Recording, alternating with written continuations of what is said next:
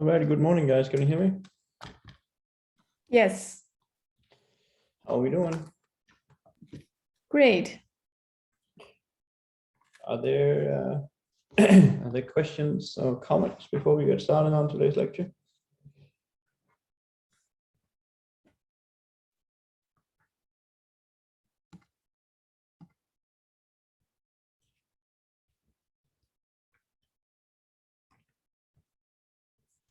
Oh, actually, can you go over the bootstrapping that was like done in the homework? Yep. Yep, we can Okay, talk cool. Awesome. that we can talk about that. So bootstrapping, it doesn't you can use this method in many different ways. And the way that one way to think about this is so often you see a linear system like ax equals y, right? X and y, dear matrices. Say it's a square. So in the homework, it's I think it's are there 11? I think there are 11 there are 11 time points, right? So y here is something in say RD, and A here is something in RD cross D, so it's a matrix, right? And then X here is also going to be in RD. So often you see such a system, and you have to solve. You have to solve for X, right? Y is given. So often you'll do that, right? And so in theory, if A is invertible, right? So in theory, you could compute to solve such a system, and you could find the inverse, right? And then you'll say that X is equal to the inverse of Y. So when you bootstrap, so sometimes if you're lucky, and this actually mainly this include this bootstrapping.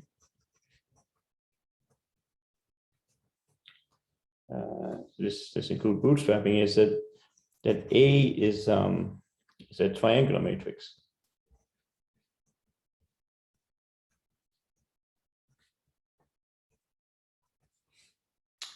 So it has the form. Let's see if we get it right. Yeah, so it looks like we have zeros up here. So here you have A11. You have A11, and then you have A21, A22, and then the lowest one is D. So you have AD1 and then ADD. So if sometimes you're lucky and you have this triangular structure, because then if you look at the system of equation up here, what you have is AX. Well, this is going to be a vector now, and the first component is going to be A11 X1. The second row is going to be A21 X1 plus A22 X2, and so on. And then the bottom one is going to be AD1 X1 up to ADD XD. Do you agree?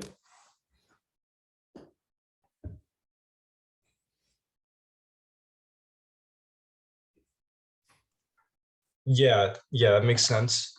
So what does that have to do with the homework, and why is this lower triangular structure important? Well, now you see what the equation is. So what you do is you first solve. So first you solve A11 X is equal to Y1. This is easy because this is just one equation and one unknown. You'll get that X1 is equal to Y1 divided by A11. Then second, what you see over here is that you have now A21 times X1, but you already determined X1. So you insert x1 into this equation here, you're going to get y1 over a11, and then plus, then you have a22 x2. This is going to be your y2 up here. Right, so this is again easy because it's one equation in one unknown. So that's what this bootstrapping is all about. It is, you have this triangular structure such that you can solve, like the first entry you solve, and then you take the solution of that thing, you plug it into the second equation, and so forth. This is what bootstrapping is really about. Like you use the previous iterations to simplify the current equation you have to solve. So for example, in the homework, you would have you have swap rates. So S1, I think it went up to 11. Let me just bring out the homework so I don't create confusion here.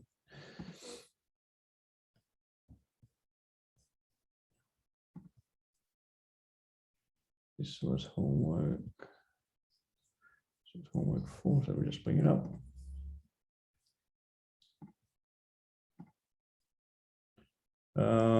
It goes up to S1, it goes up to 12. Right? So you have 12 there.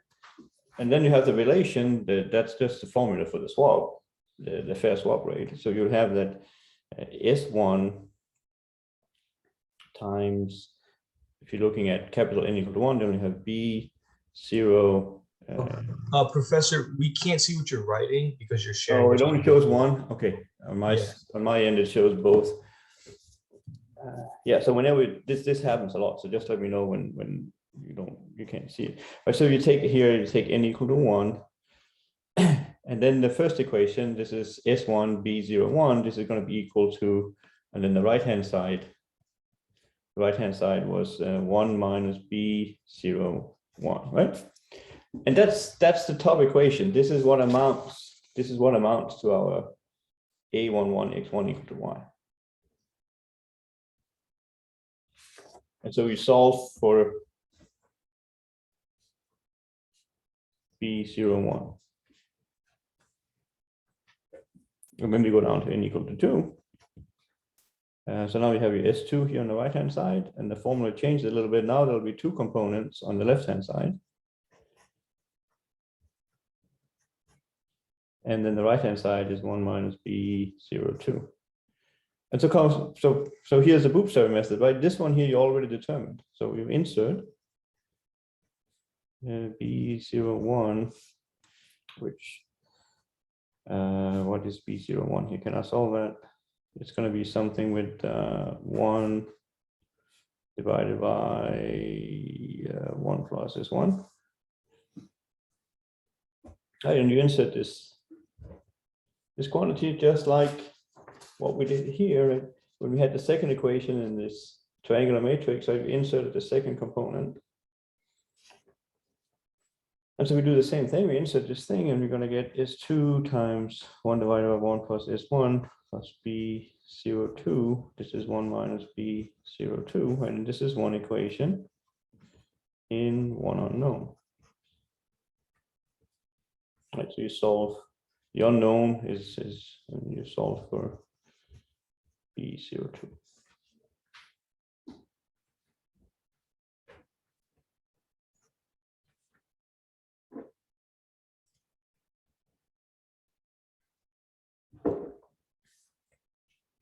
And then you can keep going. Keep doing this all the way down to n equal to 12.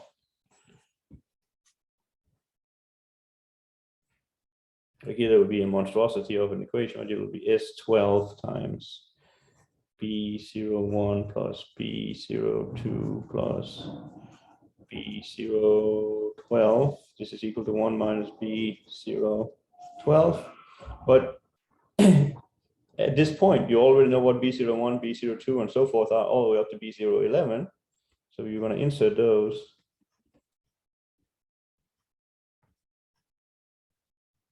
From the previous steps. And then you're going to be left with one equation in B012 as the unknown.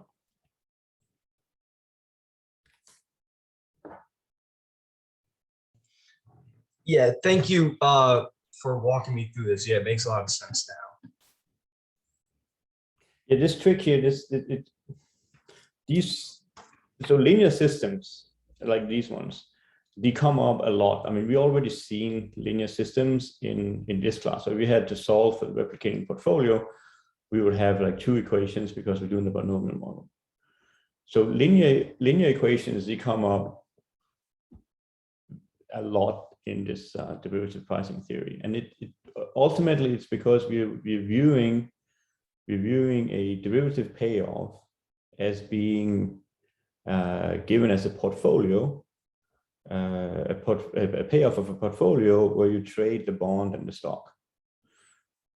Right, so you will have that the payoff is this linear combination of the two other assets. Right, so there's this linearity in there, and so these linear equations, they come up very often. That being said, when we do American options, it's going to be a few weeks from now, but when we do American options, we're going to get a non-linear system. So it's not always the case that you have linear systems, but very often you do. And it doesn't always happen that you have this triangular structure, but quite often you actually end up with exactly such a triangular structure. One thing that comes up, and you won't see this until you get into, maybe if you take, those of you that are taking some of the numerical analysis courses, one place where this triangular structure comes up is very often for ODEs. So this comes up in 622 and it comes up in 623.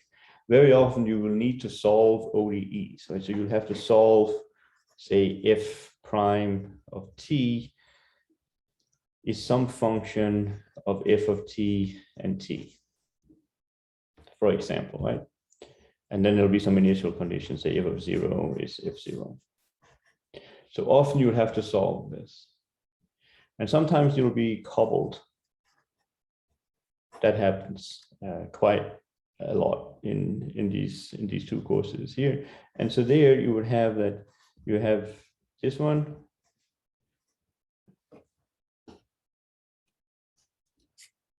You have this one as before.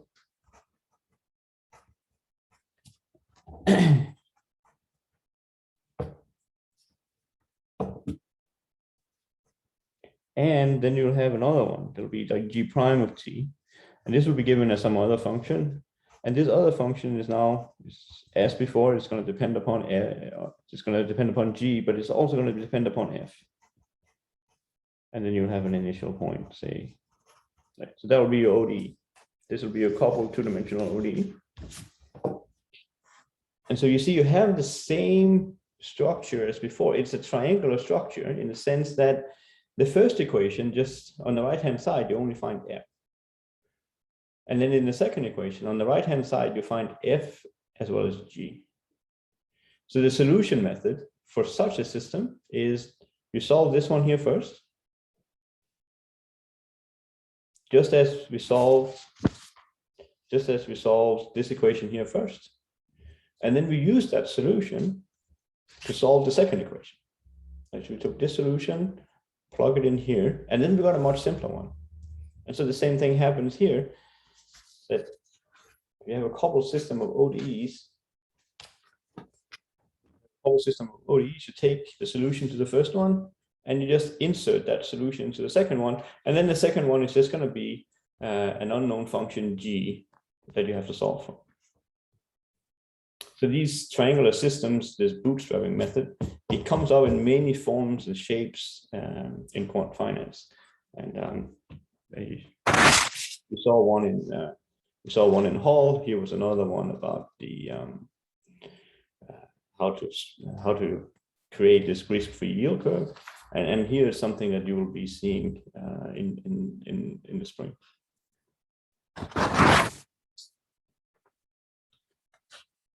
Yep. Are there other questions?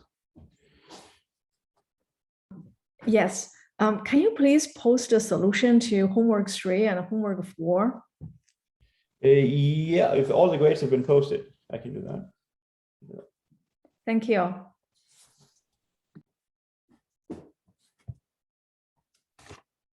Anything else?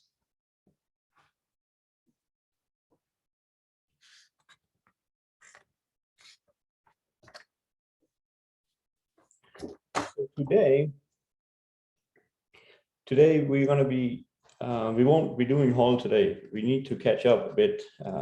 We need to get through some of the material in Shreve. So today's topics, will be, we will have to talk about martingales. We'll have to talk about martingales, and then we're talking about pricing, hedging in multi-period binomial models.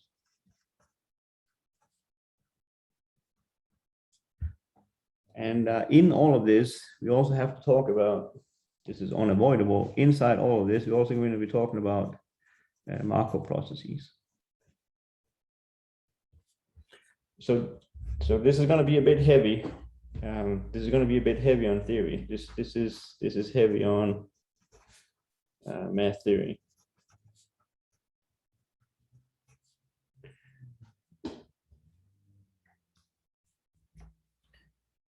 Okay, I should also say that if you haven't signed up,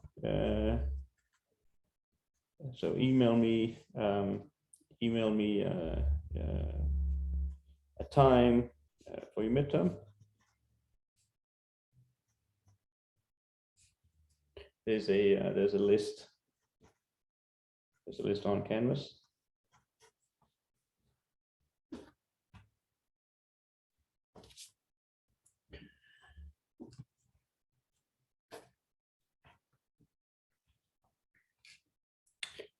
Okay. All right. So so let's talk about martingales.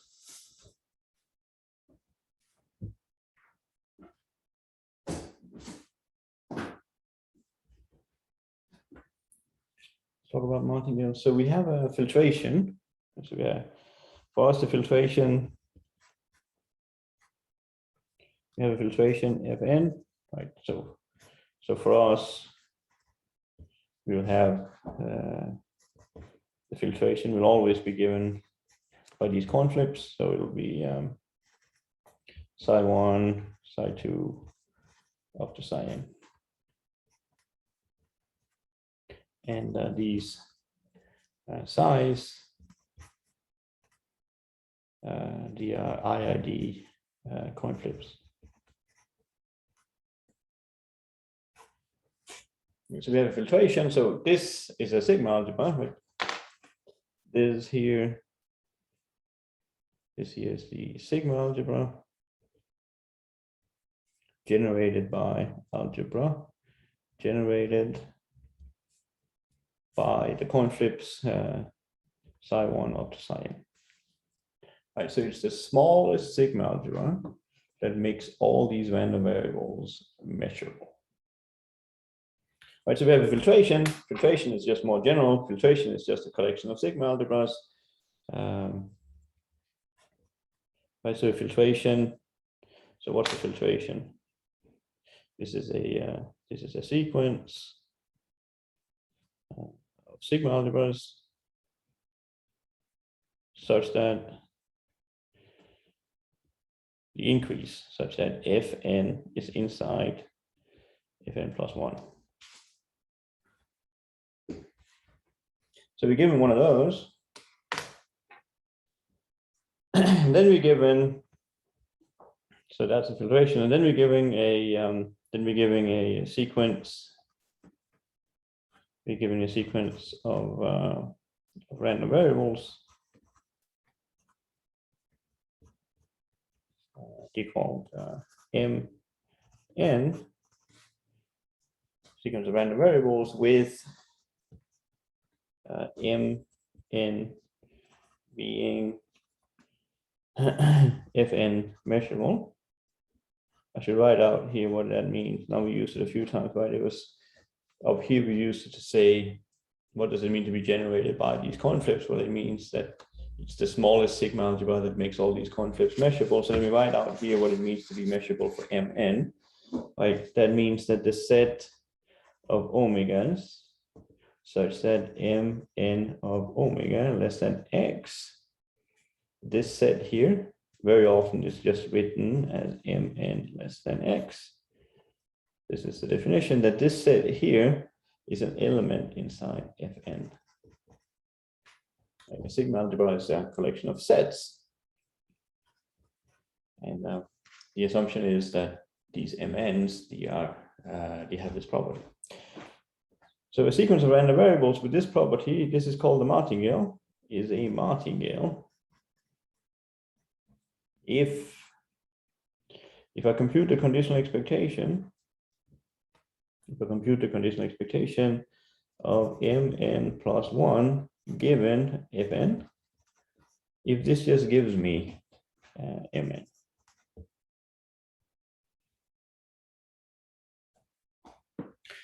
So that's the abstract definition of what it means to be a martingale. And I had in mind that we should look at a number of examples, and just to get a feel for what is a martingale, and maybe also look at some things that are not martingales, but still.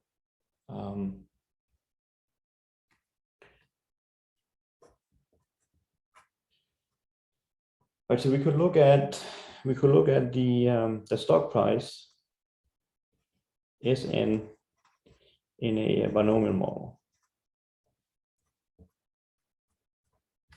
So remember, this is the one that's defined by an initial point. This is just something positive.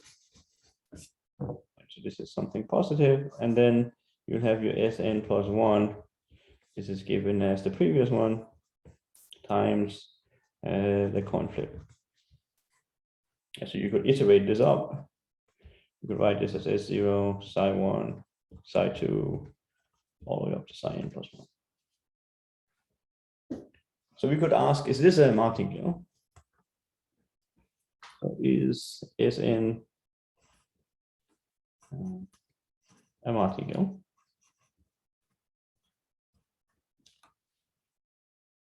Well, let's have a look. Here it's important, so it depends. It depends on what probabilities we use. Right, remember we have two. We have P and we have P tilde. And the formula for P tilde, anybody remember the formula for P tilde?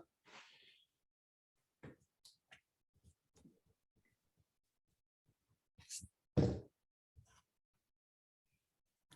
think it was something like, what was it, 1 plus R minus D divided by U minus D. Does that look right? Yeah, I think that looks right. Yeah. Okay, so it depends on what probability to use. So let's try out each one of them. So if I do the first one, what am I looking at? I have Sn plus 1 here, right? And then we have the coin flips. So here we have the coin flips, psi 1 up to psi n, right? This is n plus 1, and this one here is n.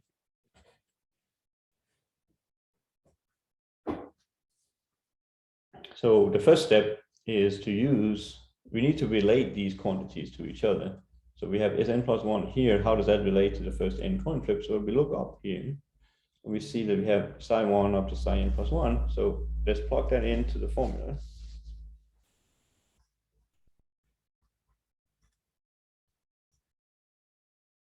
So it's 0, psi 1, psi 2, psi n plus 1. And then you're given the first n ones. So what could we do next here?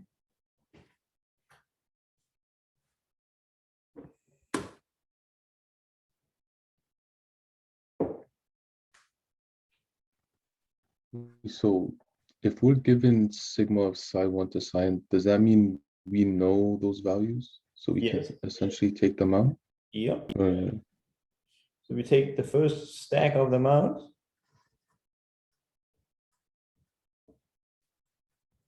And then what is left in here is just the last one.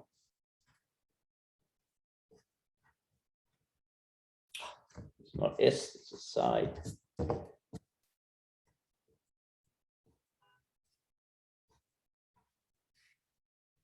And then, so this is because these guys are measurable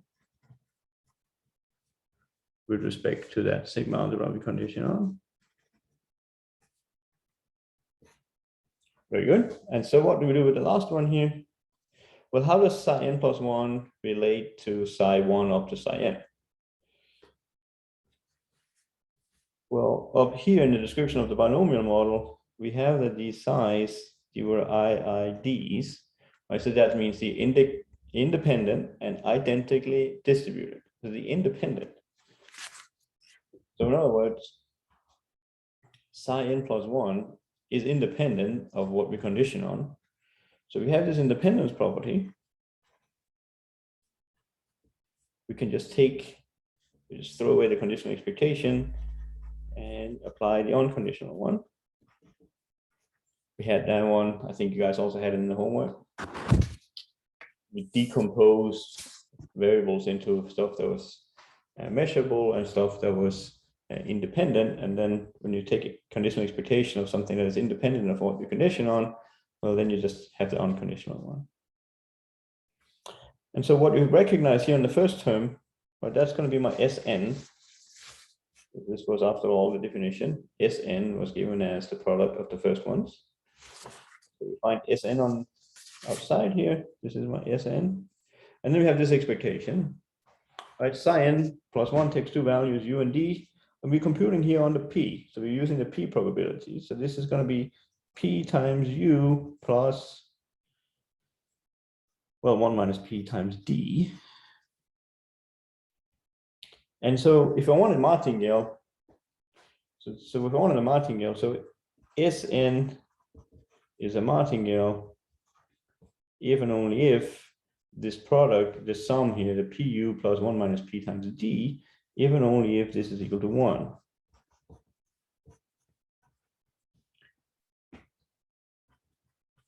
Right? And this may or may not be true. There are no assumptions. There are no assumptions made that would imply this.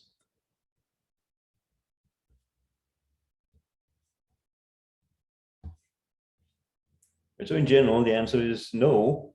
So in general means that you don't have this property. So in general, Sn is not a martingale. And I'm going to stop writing martingale out. I'm just going to start writing mg. So the martingale here, I'll start writing mg. It's not a martingale under the p probability.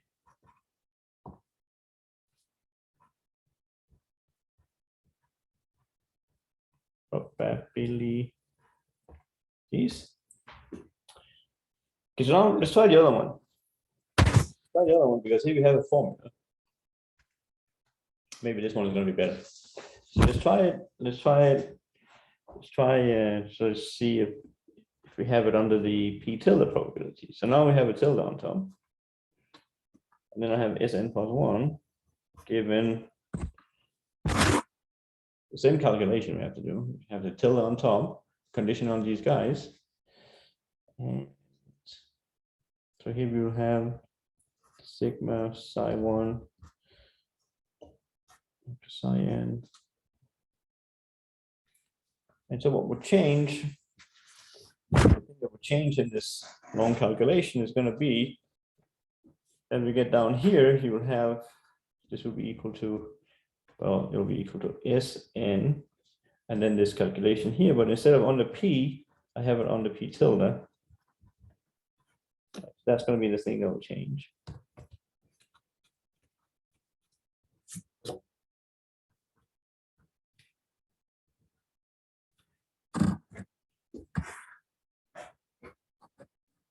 And so I'll plug in now the formula again. It will be the same formula as what we had up here, except for P, I'll put P tilde.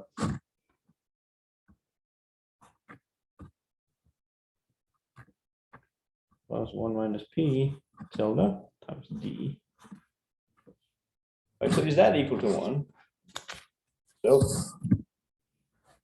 So Sn is a, let me call it a P tilde martingale, if and only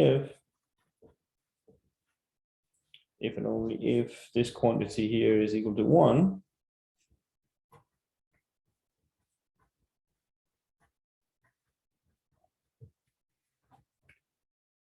So let's plug in what P tilde is. So this we can do. Like I can collect the terms, I'll get P tilde times U minus D. That should be 1 plus, and then over on the other side I'll have my D. So let's plug in what P tilde is. P tilde was over here. P tilde was 1 plus R 1 plus R minus D. I think I made a mistake here, and this is that's not the right sign. This should be minus D.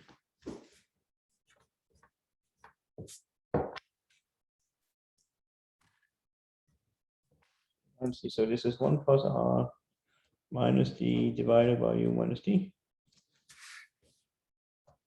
So what do we see? This is a martingale if and only if, so Sn is a P tilde martingale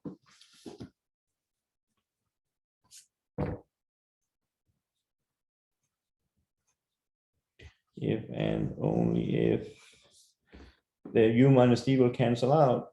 I'll have 1 minus D if and only if R is equal to 0. So that's not true. We have no assumption about this. This is not true in general. So far we found we found 2 processes that are not martingales in general. So from this you should take away that being a martingale is something very special. In general, you will not have the martingale property for very many processes. But let's try something that works. What about if we consider let's consider discounting prices. So this is these S tilde. So S tilde is defined to be S divided by the money market account. So 1 plus R to the nth. And let's try these ones out. So the formula is similar.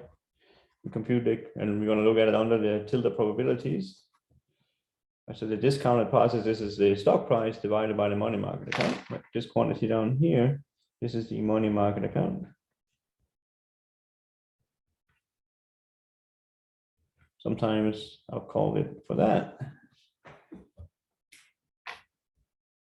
So let's try this one. So we take S tilde n plus 1 given the first coin flips, psi 1 up to psi n.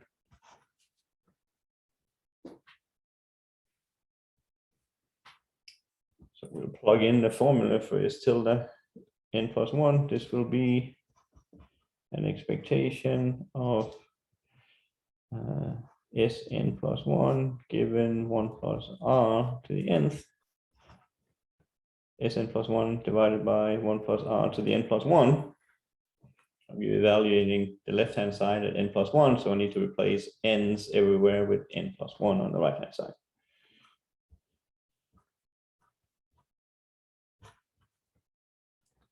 Okay, so we now do here.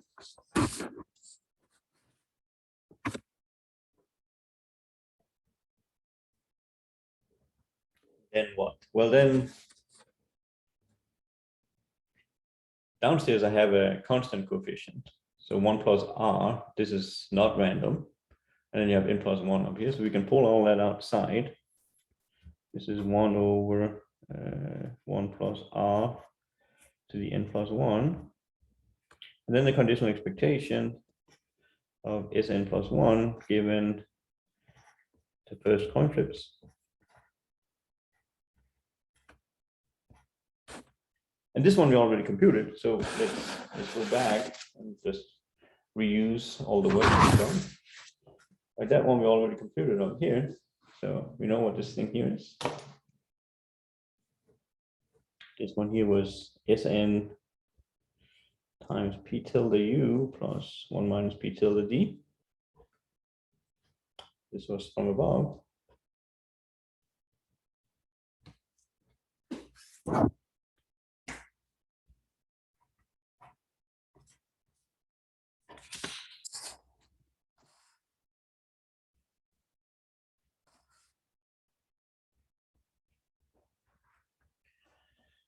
Alrighty, so what do we have now? So we can combine the first two terms. I can combine the first two terms. I'll have Sn here, and then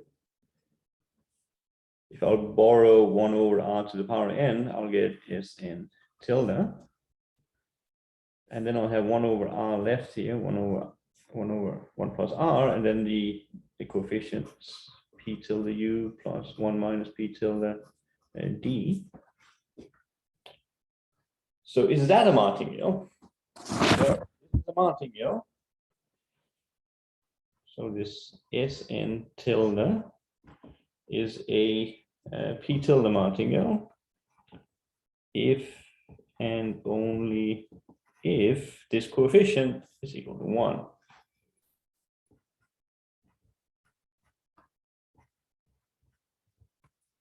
One minus p tilde.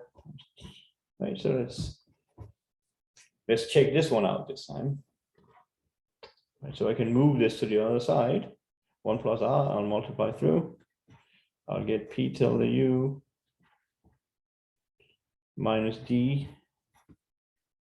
is equal to p tilde u minus d. I'll move 1 over r to the other side, and then I'll have a plus d here. Right, so this is the same thing as saying that p tilde is equal to 1 plus r minus d divided by u minus d. And that's true.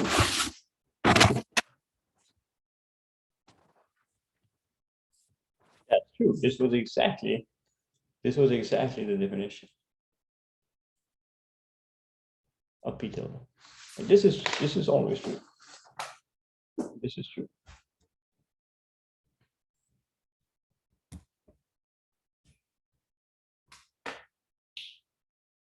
So this S tilde process is a martingale under these probabilities p tilde.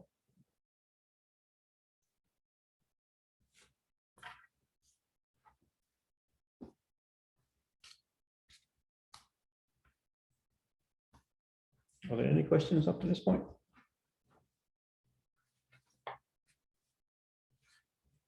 I kind of lost where we showed that it was equal to 1.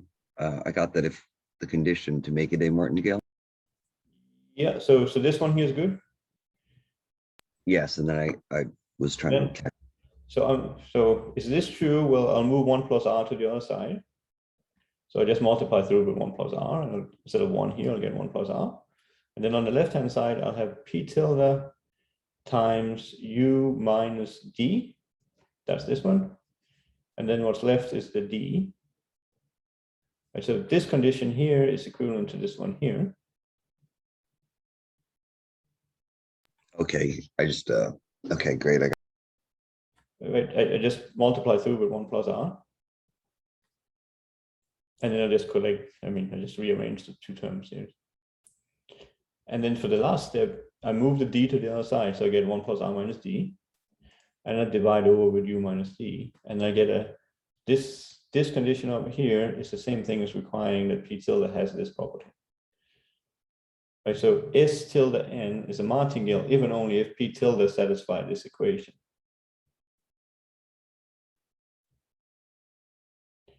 This is not, we could have done something similar. Like we could have done something similar. Like we could have said that Sn is a p tilde martingale if and only if p tilde is equal to 1 minus d divided by u minus d.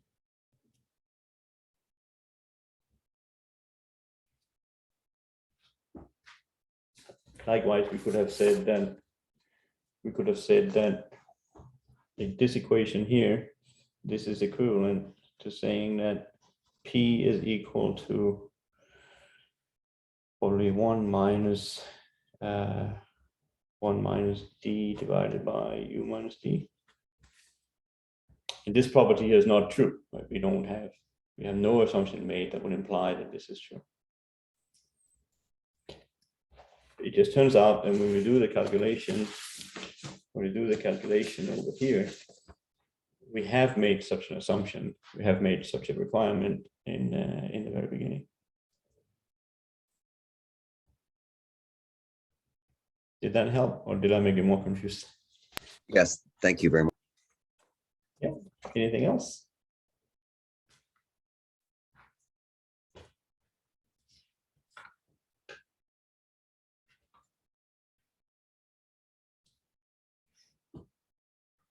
So this is by far, this is hands down the most important martingale in quant finance. I mean, this is the most important martingale. And this in 622 and 623, the story is no different. This is the most important martingale for quant finance.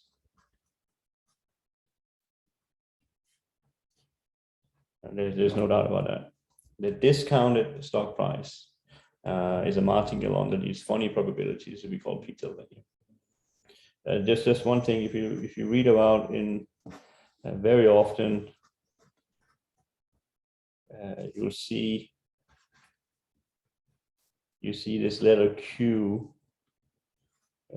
instead of p tilde.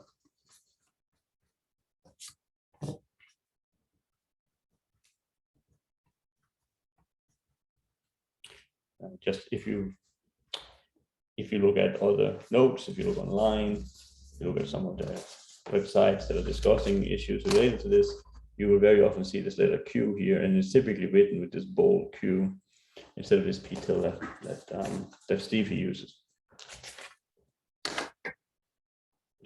So that was one martingale. Any questions on the martingale here? We're going to come back to this one many times. So this is not at all the last time you'll see this one. Any questions on this one? Should we try another one?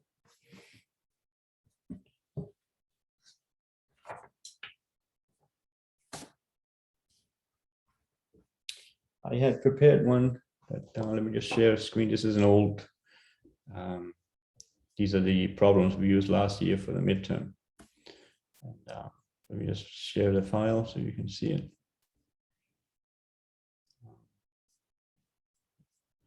Yeah, so if you look at problem 7 here, I think there's also a problem in your next homework that is quite similar to this problem number 7 here. So this problem here, it uses the same notation, as what we had in the previous problem, but there's no financial market here. This is just an exercise.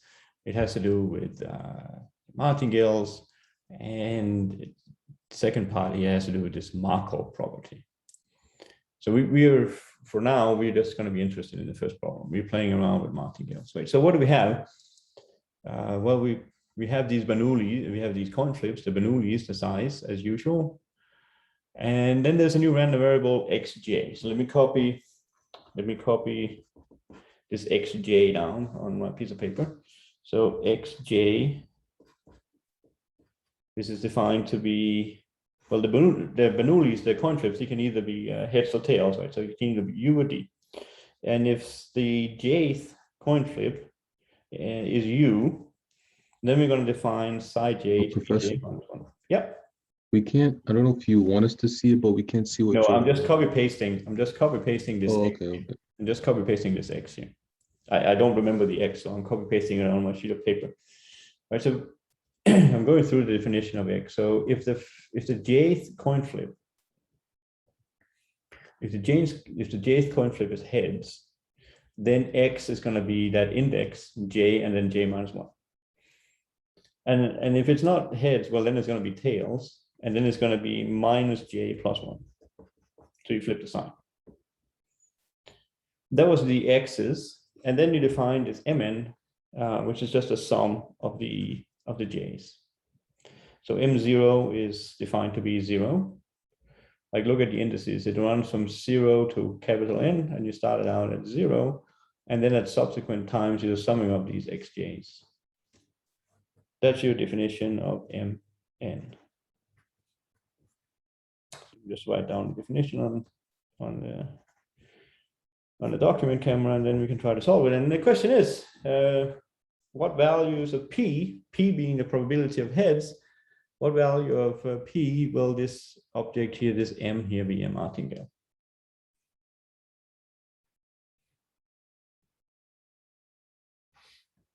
Okay. Any questions on the setup?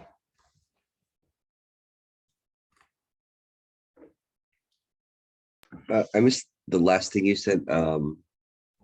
If variable p. Yeah, the variable p is right. The size, you can either go up or down, right? Psi j can take two values. It can go up. It can be u. It can be d. And the probability of going up is p, and the probability of going down is 1 minus p. All right, so p is equal to the probability that psi j is u. And so the question is, what values of p, if any, will give you a martingale of m?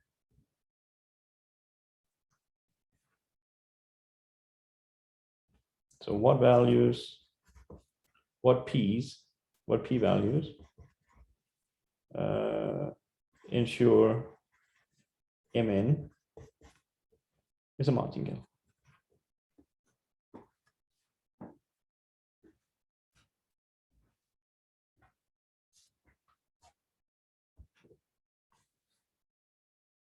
Like p can take values between 0 and 1. So which ones would give us a martingale probably? Right, so then the way to go about it is we use the definition. So we compute the conditional probability of mn plus 1 given the first coin flips, psi up to psi n. And what we want to see is what value of p would give me that this is equal to mn, because that was the definition of being a martingale. So let's give it a shot, see what we get. Well, the first thing we do is we plug in what mn plus 1 is. And you can see it's additive, it's a sum. So I'll be able to write here, mn plus, and then the difference between mn and mn plus 1 is exactly my x. This is my xn plus 1. And then our condition.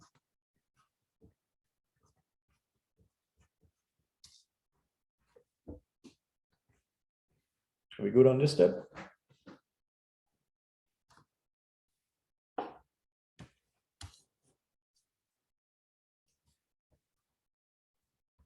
What would we do next?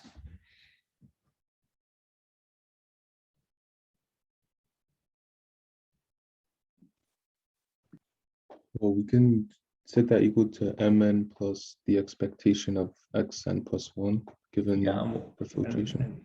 How can you get the mn outside? Isn't it because we already know it since we are given sigma of psi1 to psi n? Yeah, so the word know it is the mathematical phrase is that it is measurable with respect to psi1 up to psi n. Right? The interpretation is that if you're measurable, then it means that if you got to observe psi1 up to psi n, you also got to observe mn. This is like the interpretation, but the mathematical language is that mn is measurable with respect to psi1 up to psi n. And the reason that's true is because the x's, they only depend upon the xj only depends upon the jth coin flip. Yeah, so that's good. And what do you want to do with xn then?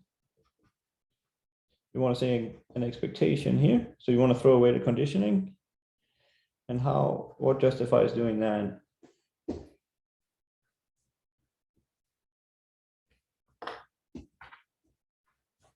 What does it uses? It uses that mn is immeasurable with respect to psi1 up to psi n, and it also uses, what is the second property it uses? Is it that xn plus 1 is not measurable with respect to that? If xn plus 1 wasn't, if you only knew that it was not measurable, then you would have to keep it. I could not throw away the conditioning. What allows me to throw away the conditioning?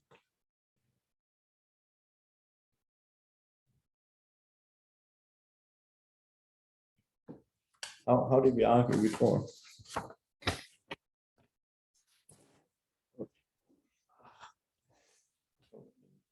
Not too much. How did we argue before? How did we argue before? How did I get from here to here?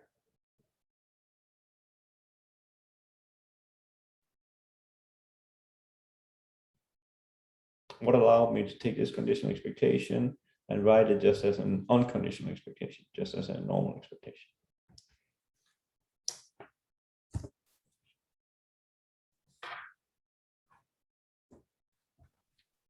This might be wrong, but is it because they're IID? Yeah, what part of the IID? They're independent? That's because they're independent. Like this guy here is independent of psi1 up to psi n.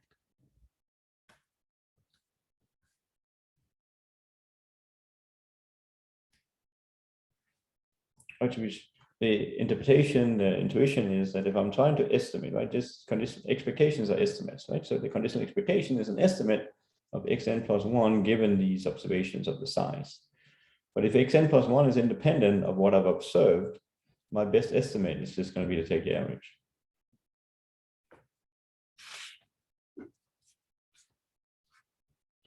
And now we can work out what the expectation is. This is mn and then plus. There are two possible values for x. It's either j minus 1, that happens with probability p, j minus 1, and the other one is, well, 1 minus p times 1 minus j. So now we can finally answer the question. This is equal to mn. This one here. This happens if and only if, what would it be? P j minus 1 plus 1 minus p times 1 minus j, that should be equal to 0.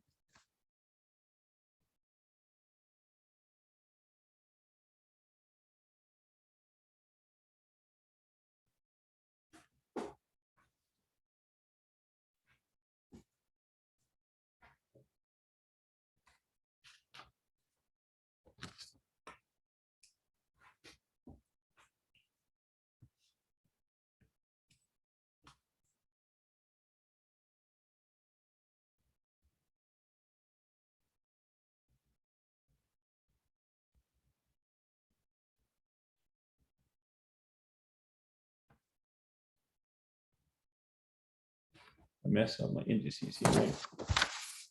I messed up my indices here. This, right, I messed up. This is n plus 1, right? There should be no j here. I messed up my indices, so this should this J here should be. Oh wait, yeah. Let me do this last slide here one more time without messing up the indices.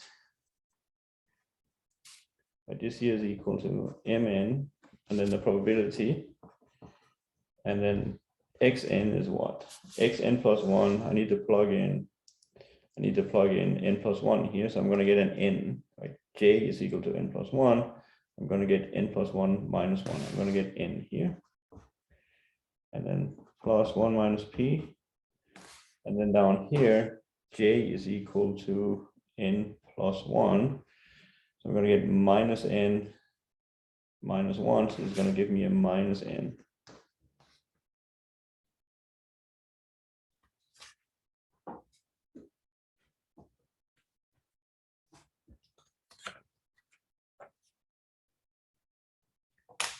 So then I can say that this thing here, this is the same as if I want this thing here to be if I want this thing here to be 0, what kind of a value of p would I need? Well, I will need 2 pn to be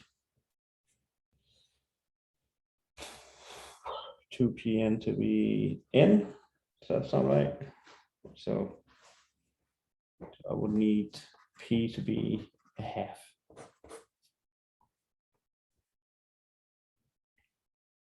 So if p is equal to a half, then this crazy object up here, this is going to be martingale.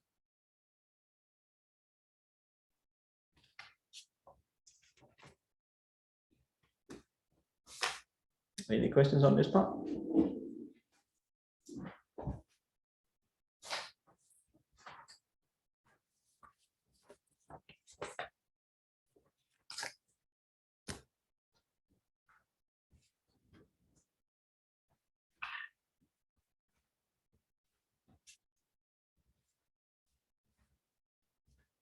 That was another example of a martingale.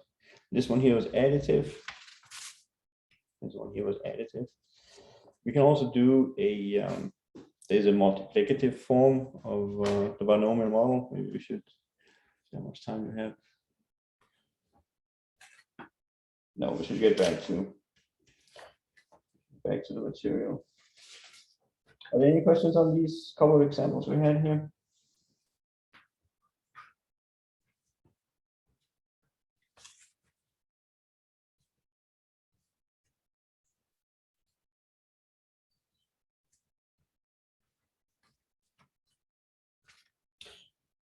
So let's get back to the material. We want to apply this. We want to apply this to hedge claims.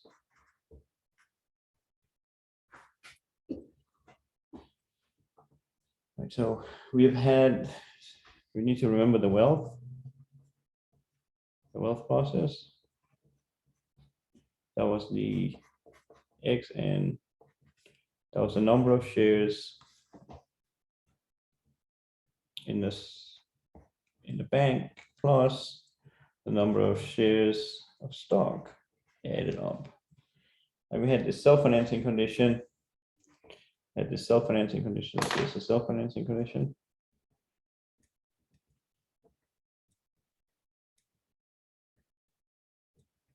It says that you're not going to gain anything by rebalancing. So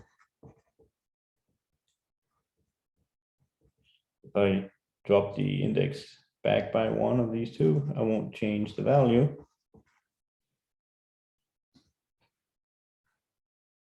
And then we can write it out now. We can use the definition of the money market account. We can write this out as delta n minus 1, and then Sn minus 1, 0 times 1 plus r plus delta n minus 1 Sn. And now we can recognize that this piece, this guy here, that was what we had there. This was Sn. I just factored out in terms of the interest rate. And now I can do the same thing with this component here. This is going to be my xn minus 1, my wealth at the earlier time. minus the stock investment delta n minus 1 Sn minus 1. If I do that, I can write the wealth at time n in terms of the wealth at time n minus 1, xn minus 1 times 1 plus r, plus there's a factor delta n minus 1 I can put outside. I'll have Sn minus 1 times 1 plus r.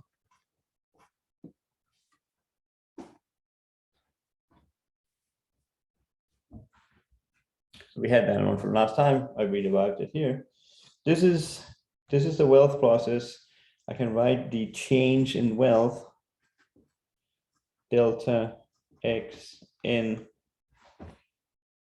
This is going to be x n minus xn minus 1. And I can use the formula. I have xn here.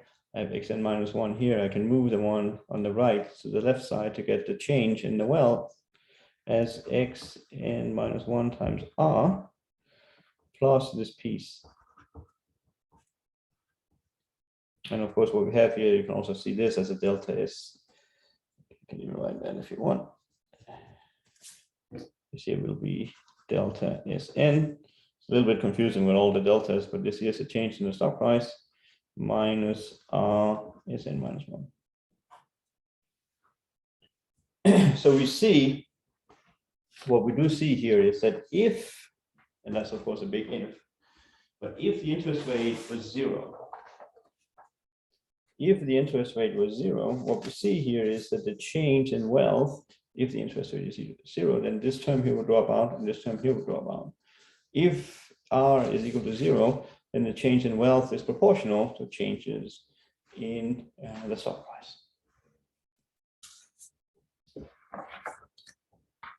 So we're going to try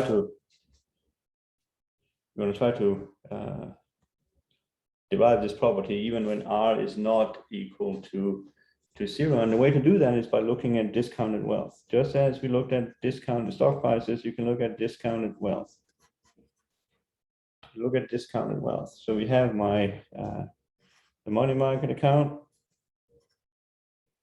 is going to be constant equal to 1. And the stock is going to be what it was before. This was Sn divided by Sn 0. So those are discounted. This one here is the discounted money market. And this one here, this is the discounted stock. And then I can look at the discounted wealth process. So delta discounted wealth is going to be x xn tilde. Well, it's going to be delta. It's going to be delta naught times s naught tilde plus delta n s n tilde.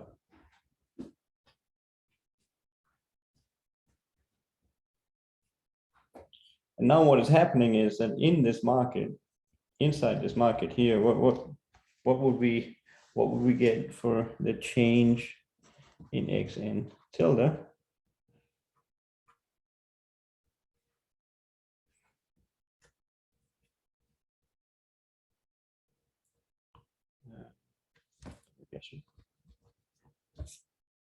If you want it, we could write it as,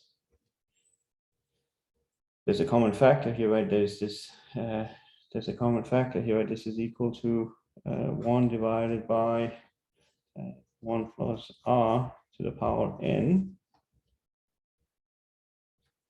times delta n 0 times Sn 0 plus delta n Sn.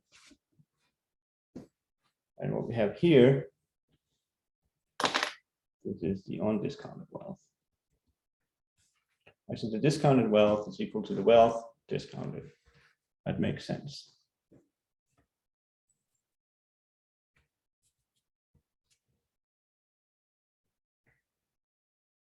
Right, so in the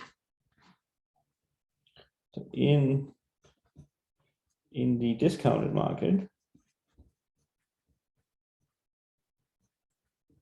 in a discounted market, the money market account has a constant value. The money market has a constant unit value, right? This is like no or zero interest rate.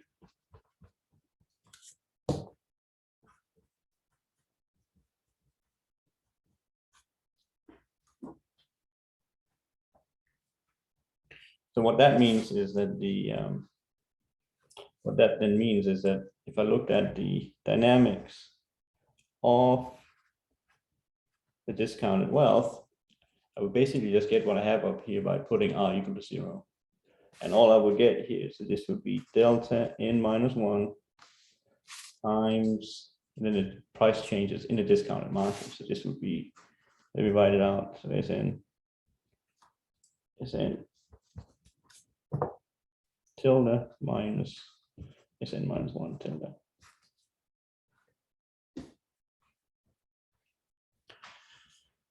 And so we now have the lemma.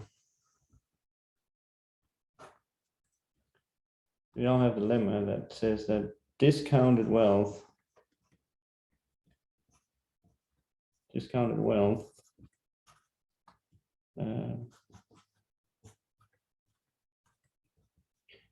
a P tilde martingale.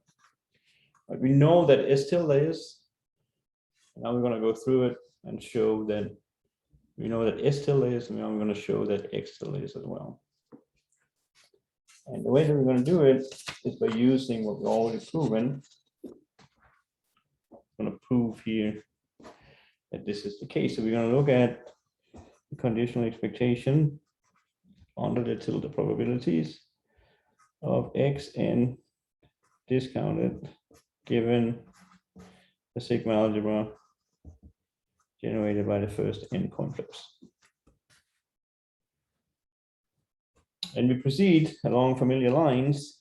This is going to be E tilde. Then we'll use that this here is equal to X tilde plus delta, and then it'll be X tilde n plus 1 given the sigma algebra.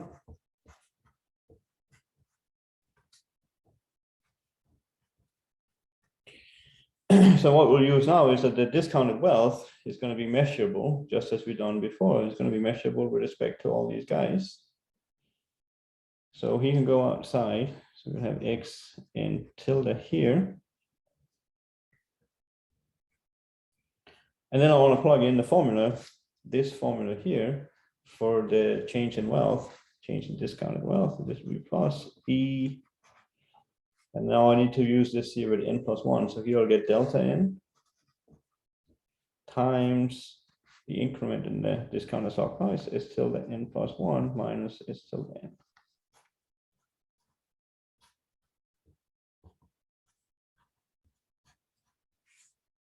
We'll have that. So any ideas on how I should proceed now? I'll leave the guy out there. But then what about this one? How should I proceed with this guy?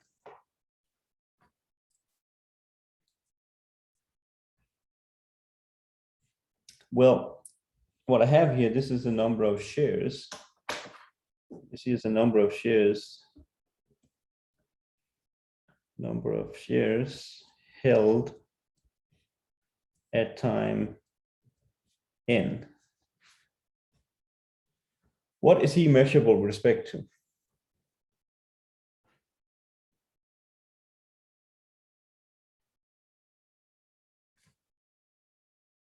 Anybody? What should delta n here be measurable with respect to? Sigma psi 1 to psi n. Yeah, so this one here, he can go outside. Mm-hmm. So we pull him outside. Then what?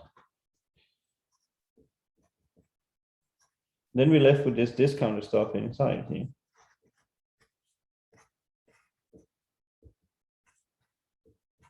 And what is this conditional expectation here? Would that be, since Sn tilde is measurable with respect to our condition, can we just say it's equal to the expectation of S tilde n plus 1 minus Sn, S tilde Sn? Well, be careful here, right? Because Sn here is measurable with respect to this thing, but Sn plus 1 is not measurable with respect to this one here. But what was it we had proved about the discounted stock price?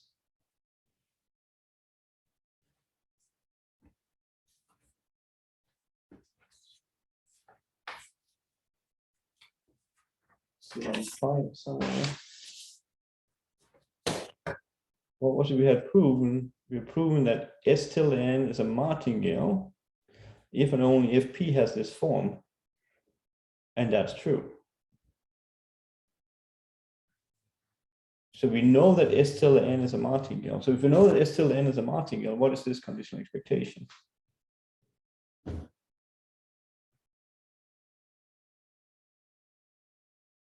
Is it S tilde n plus 1 minus Sn tilde? Isn't that the condition? One sec. So if I didn't have that term in here, so if I just had this, what would that expectation here equal? Well, it was a martingale, right? So this would be equal to S tilde n. Yeah. And now I'm subtracting away S tilde n. So what do I get? So just 0? It'll be 0.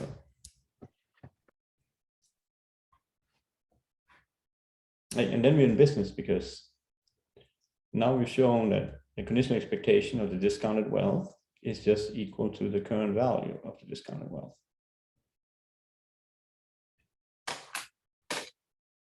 So that's it. And this is because S tilde n is a martingale.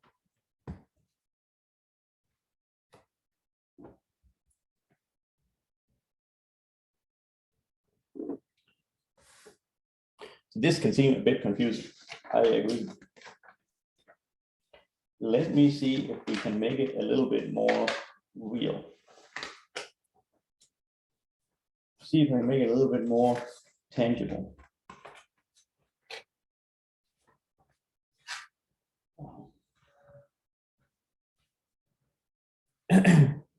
See if we can make it a little bit more tangible. Can I ask a quick question? Yes, of course.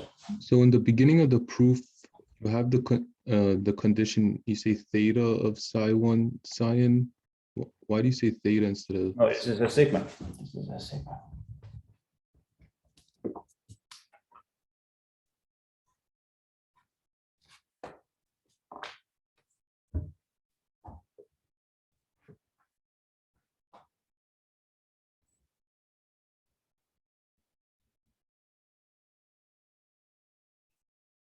Other things?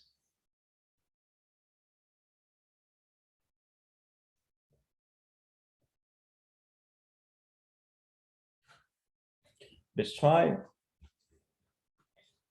to apply this to calculate the replicating portfolio and the price of the claim.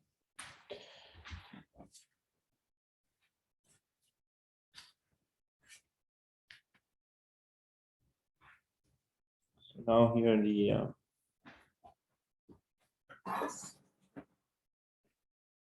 so the application we are interested in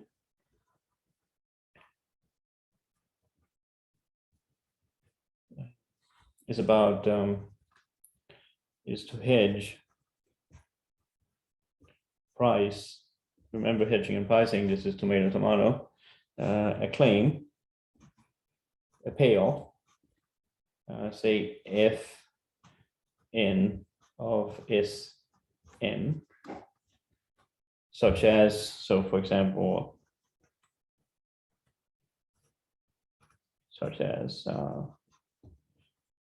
This could be a put or a call. Right, so we're getting a price, we're getting a payoff at time capital N. And what we're interested in pricing this payoff at earlier time. Right? So the timeline is the usual one. We're getting the payoff out here. This is now a random payoff. This is my Fn of Sn. And I want to move it back, ideally, all the way down to time 0. This here's time. I have this phenomenal structure. So we talked about that before. The way that we move, you start out here at the end, and then you go backwards to time n-1, and then keep going. And every time we go backwards, we have a smaller and smaller and smaller model we have to work on, right? So we start out by working on this corner, then we work on the middle piece and the bottom piece, and then we go back, and we keep doing this, and ultimately we end out at time 0. Okay, so how do we use martingale theory to do this? It's going to be a description now. What we want to do is we want to create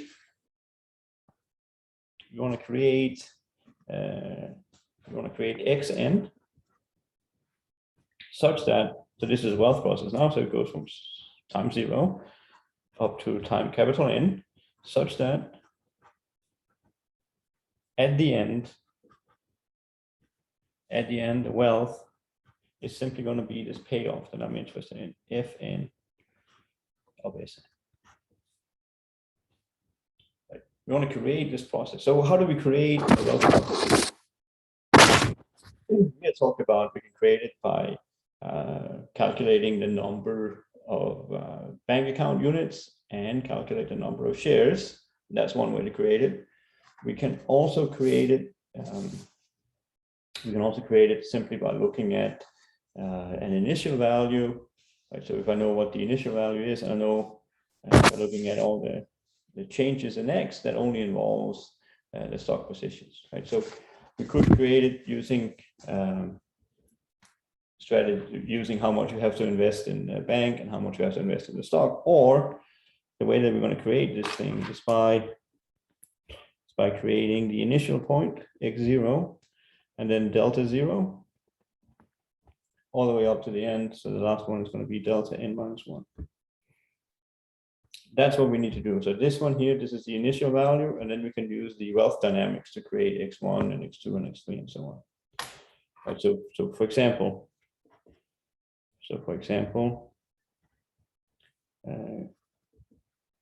given x0 and delta 0, we get x1 as, how would we get x1?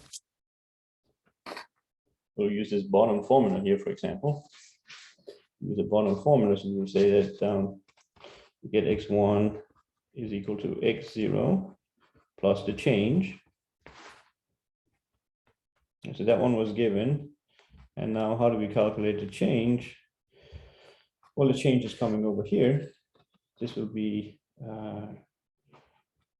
x0r plus delta naught times delta S1 plus minus r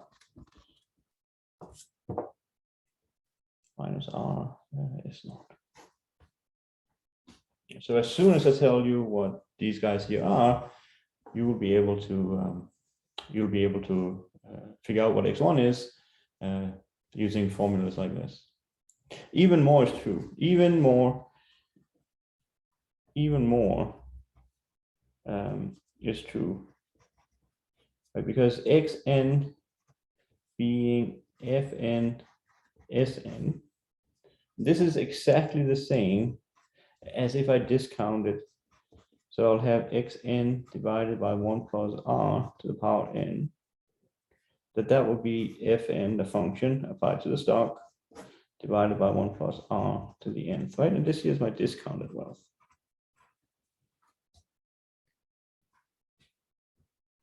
So given x0, delta 0 up to delta n-1, we can generate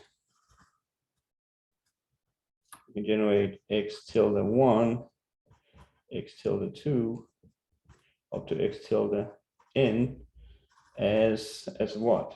Well, x tilde 1 is simply just going to be x0 plus then the investment delta naught times s tilde 1 minus s tilde 0.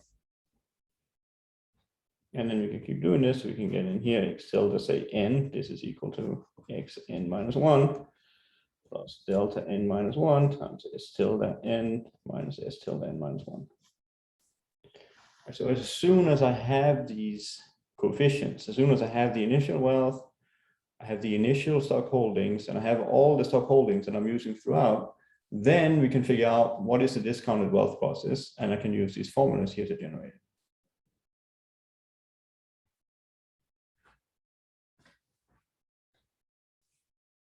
Any questions on this step?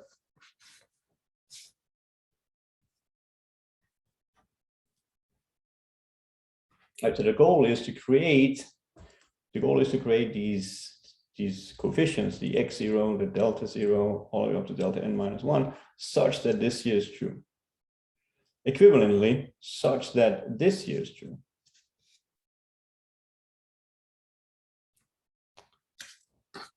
So how do we do this?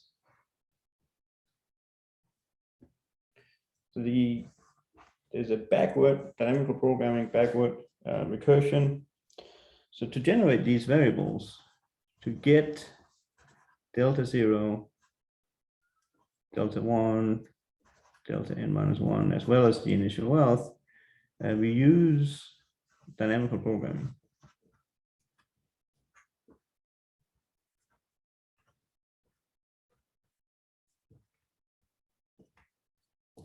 This is also called backward recursion. So what you're given fn of x. Right? That's the payoff function.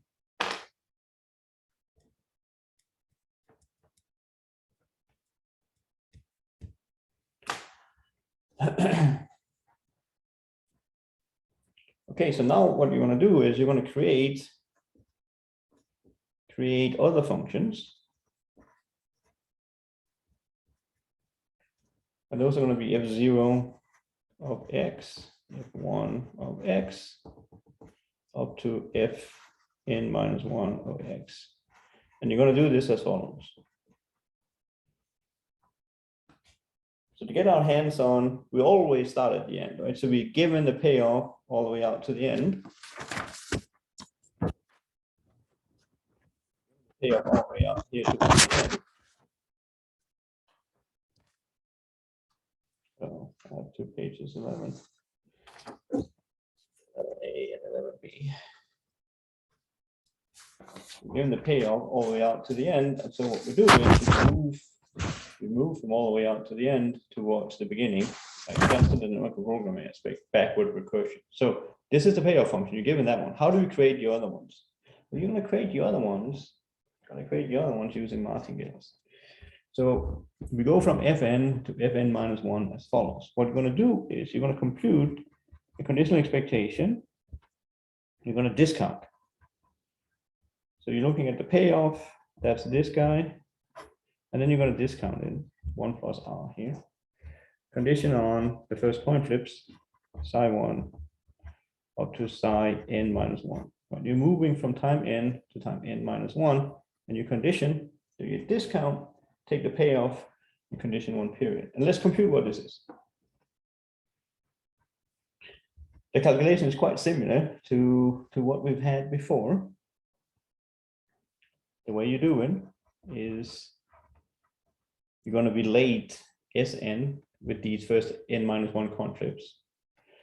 So it'll be Fn, and then you use the formula in a multi-period binomial model. It says that the stock price at time n is equal to the stock price at time n minus 1 times the nth coin flip. And then there's a discount factor.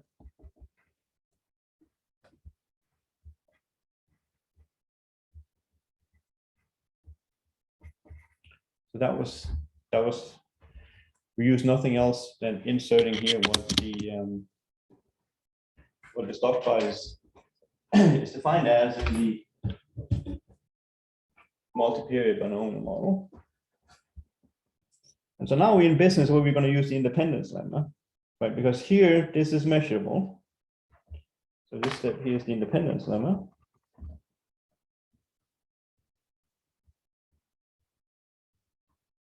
Right, Sn minus 1 is measurable with respect to the first n minus 1 coin flips.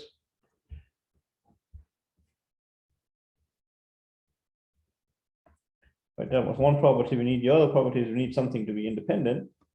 And the thing that's independent is the other random variable that's inside here. Psi n is independent of these previous coin flips. So these two properties allow us to use the independence lemma. And what the independence lemma says is that you take out what's measurable. Okay, so that's n minus 1. And then you take average over the rest. Okay, so we're going to take average. What measure are we taking average under? Well, that's going to be the tilde measure. So this will be 1 plus r, that's this guy. And then it'll be p tilde times, so we should put a big parentheses here, p tilde times fn evaluated at Sn minus 1 times, well, it'll be u, plus 1 minus p tilde Fn times Sn minus 1 times d.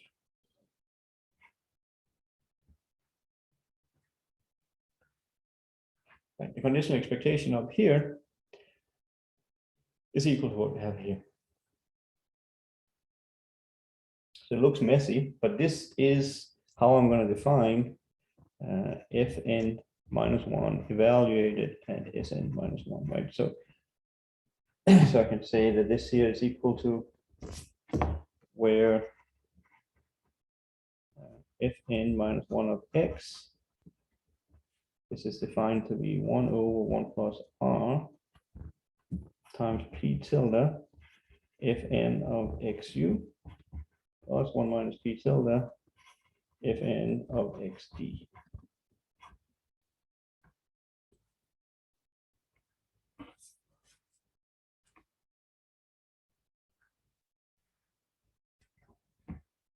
So that's how we created. So we went from Fn, and this recipe here will give me Fn minus 1. Now, how would I get Fn minus 2? Well, we'll continue doing this. We'll continue doing this. We continue doing this. Right, so what does that mean? It means for the next time step, we will take the conditional expectation of Fn minus 1 evaluated at Sn minus 1 discounted. And now we won't have as many coin flips, we'll have one less.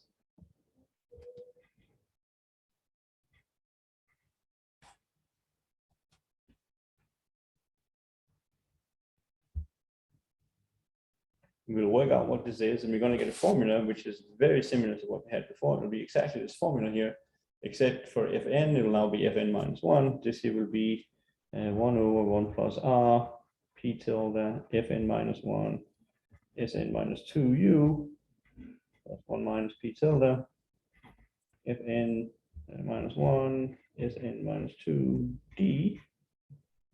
Right, and this is going to be my new function, Fn minus 2 evaluated at Sn minus 2. So you keep doing this till until you created this f0 of x. F0 of x is going to be what? You just use the same formula again. This is 1 over 1 plus r. P tilde f1 is x now. Xu plus 1 minus p tilde f1 of xd. So now we have all the functions created.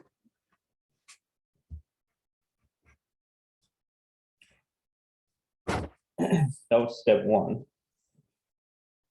You first create all this massive list of functions, and now based upon those functions, you now turn around and use these functions to create what it is that you actually want. Before I do that, are there any questions on how to create these functions?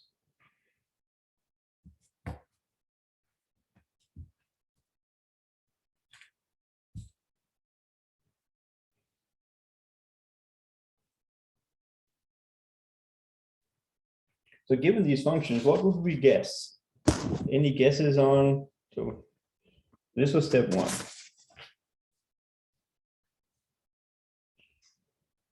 This is step one.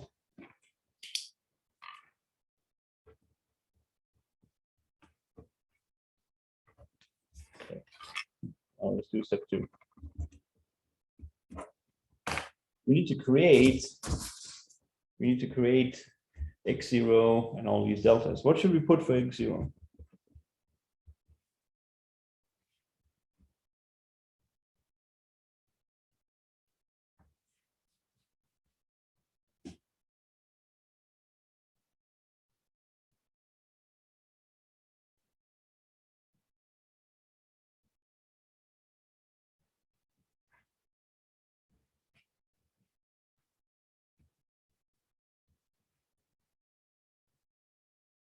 Well, the crazy thing is we're going to use this f0 here. So given these functions, f0 evaluated at s0, that's going to be my guess for x. How am I going to create the deltas? That was okay. So now I have a guess for this guy. What about these ones here? Delta 0, delta 1, delta n, and so on. Well, there, so to get delta n, we'll use, what do we use? We use that delta xn has this form. We talked about this was r xn minus 1 plus delta n minus 1 times Sn minus 1 plus r Sn minus 1. So what I want to have is, I want to have that xn is the same thing as fn Sn.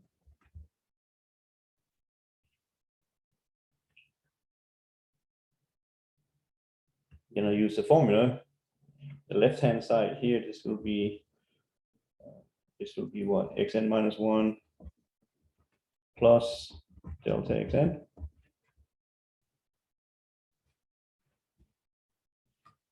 Right here on the right-hand side, this is going to be fn Sn minus 1 times psi n. I want to match up what I have here with what I have here.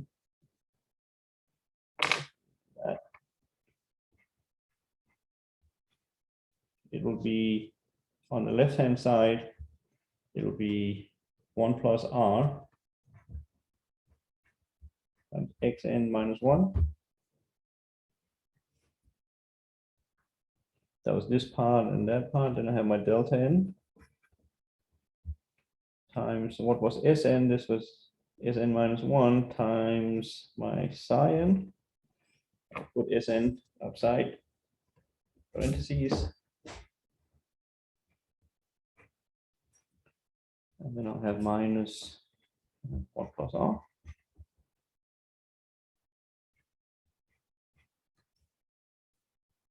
And I want this to be equal to the right-hand side, fn Sn minus 1 psi n. So these equations, they look fairly familiar from the one period binomial model. And this is because we're moving backward in this recursive fashion. We go one period at a time. I have two unknowns here. I have delta n minus 1 and xn minus 1. How many equations do I have? Well, there are two possibilities for psi. I have two equations. Remember, psi n takes values u and d in two unknowns. That will be xn minus 1 and delta n minus 1.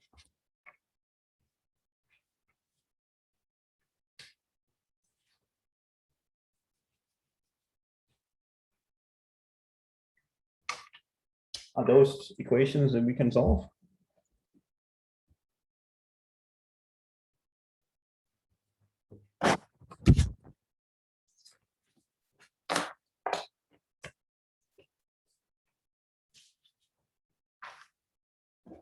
We give it a shot. See what happens. Did I lose you guys? Are there questions so far? This Yeah, is, that was very fast. I was just Okay. trying to keep up with the writing. It's very difficult, and especially if you fall behind. And Yeah, so you might be covering. let me try to do it again. I don't want to lose you guys here because this is something that you're going to be doing a lot. Let me try to do this one more time. Right. So there are 2 steps to the process. There is a 2-step process.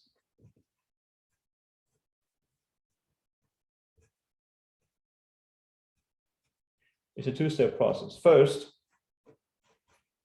you want to create these helpers. We call f0. These are functions up to fn minus 1. These are functions. Your functions.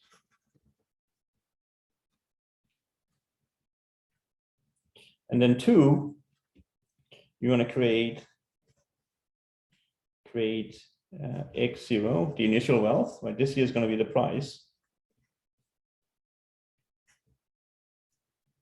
Initial wealth. And then you're going to create the replicating strategy. You're going to create this such that when you follow the wealth out to the end, you're going to get exactly the payoff fn of Sn. So that's the 2-step process. Are we good on all the symbols we have on this sheet?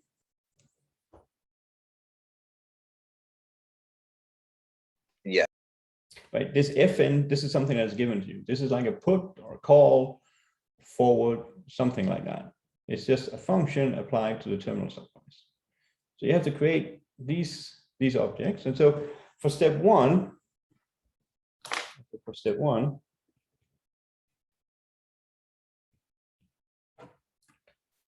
the way that you go about doing that is you're given fn.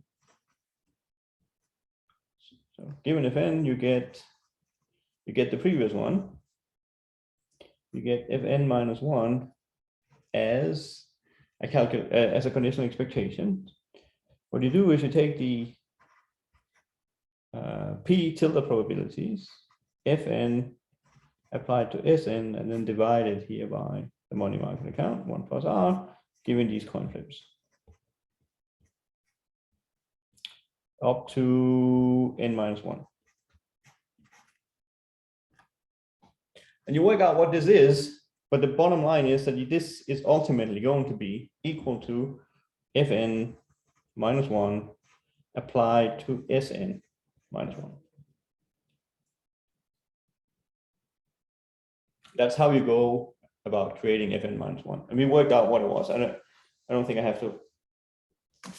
It has this whatever expression down here, right? So you're given fn, so you can define the function according to the specification. And then you can keep doing this. So now if you're given say fn, you get the previous one simply by calculating. Instead of n here, you put fn and then Sn. You go 1 period back, so you condition up to S psi n minus 1. And this is going to be your function fn minus 1 applied to Sn minus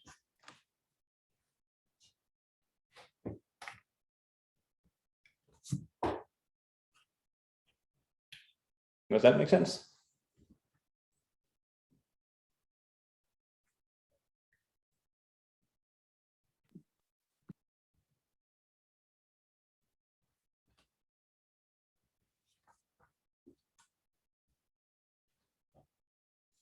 Guys, could you follow this?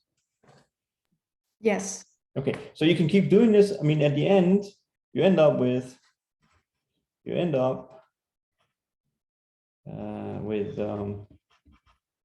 F0 of S0. Now that was just step one. We created these helpers. So now, given those helpers, how do I convert these helper things into what I actually need? So that's the second step. So step two.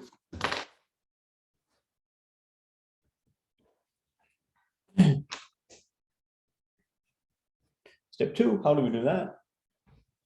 Well, for step number two, what you want, what we really want, you want your xn to be of the form fn of Sn.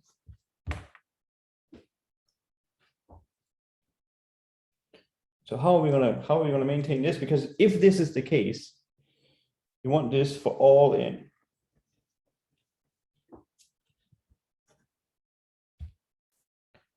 And because that's then going to imply that xn has the property that it's equal to fn of Sn.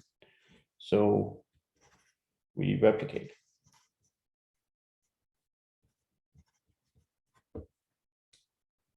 So that's the property that we want.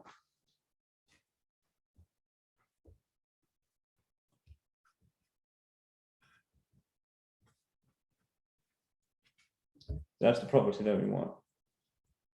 How do I get it? Well, the way that I get it is, so you set x0 to be f0 of S0. And you find delta 0 by solving. What do we solve? We solve the replicating equations. We solve the replicating, solve the system of replicating equations. We want to have this at time 1, right? So we want to solve x1 equals f1 of S1. Okay, so this is the same thing. This is the same thing as expressing this as x0 plus delta x1, right? Because that's how I can express x1. That this is equal to f1 S0 times psi1, right? Because this is how I can express S1. And so I can plug in now what is what is delta x1. Well, this was, we had that formula, we had that generic formula over here, that the delta xn has this formula. Right, so I take this expression for n equal to 1 and I plug it in here. So I'll get 1 plus r x0 plus delta naught, that was the one I'm hunting, times S1, and then what was it, minus 1 plus r S naught. I want this to be equal to f1 S naught psi1. But again, when I replace S1 here by S0 times psi1, I can do the same thing here.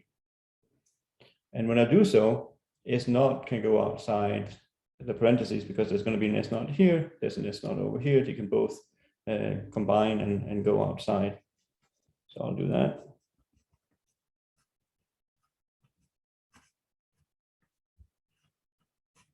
And then psi1 is what it's going to be here, minus 1 plus r. This is f1 S naught of psi1. Are we all good down to here? Yes. What do we do now? How many equations do I have? How many unknowns do I have? 2. Okay, so I have 2 equations, so let me write them out as equations. I'll have 1 plus r x0 plus delta 0 is 0. And then psi here can either be u or d. So this is a u plus 1 minus, no, it was a minus, right? Gotta get these signs right, otherwise it won't work. There you go. This is equal to f1 of s0 times u. And likewise in the bottom one, this is 1 plus r x naught plus delta naught s naught, and then is a d minus 1 plus r. That this is equal to f1 s0d. How many equations do I have? How many unknowns do I have? Well, I have two equations evidently. And how many unknowns do I have? 2. 2. But keep one thing in mind, like the unknowns is x0 and delta 0. But we already plugged something in here. I already have a formula for x0.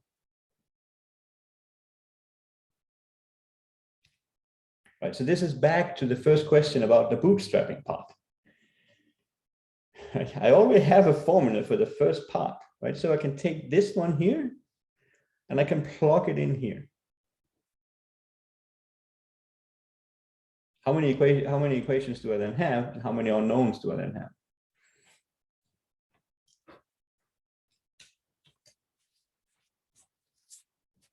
Well, I still have 2 equations. And how many free parameters do I have? 1. Is that a problem or is that okay? That's okay. Why is that okay? We can first solve, we have x0 known. Yes. So we just, So in general, if you have 2 equations in one unknown, is that possible or is that impossible? well, that's possible. That's just too much. We have too many degree of freedom. So too many or too few? too many. No, we have too many equations. We have two free parameters. Yeah, two. But we have 2 equations in only one unknown. This is my delta naught. In general, this could be trouble.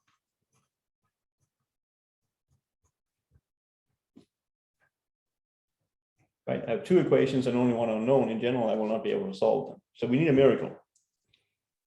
And do we have a miracle here?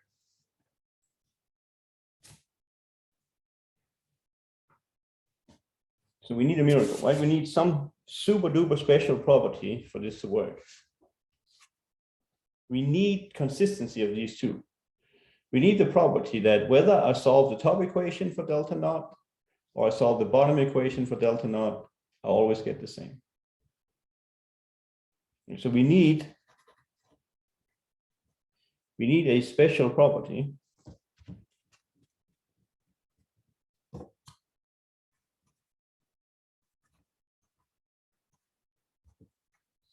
We need that whether we solve 1 plus r, instead of x naught, I'll have this f naught of s naught plus delta naught s naught times u minus 1 minus r is equal to f1. Whether we solve this for delta naught or we solve, well, it will be 1 plus r f0 of s0 plus, and then the bottom equation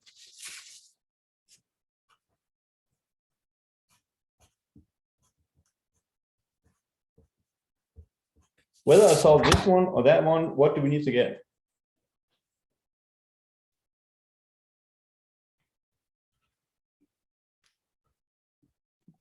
We need a u equal to d. No, we do not have u equal to d.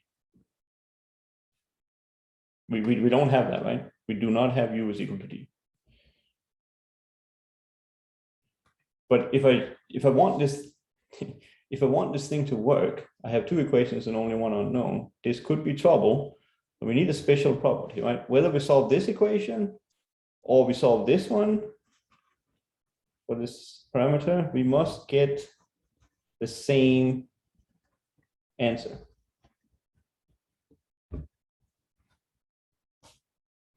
Does that make sense?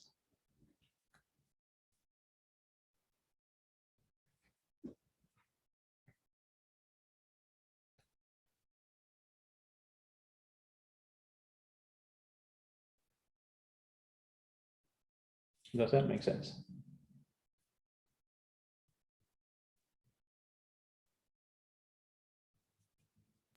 Yes.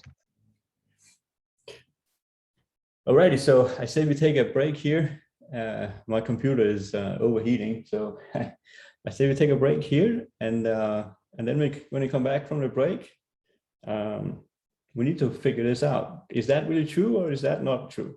Because if it's not true, then we have a problem with the theory. So it's probably going to be true. But let's take a break, 10 minutes or so, and then get back together. Switch over to the different Zoom link, and then we'll continue after a little bit. Thank you. Yep, see you in a bit.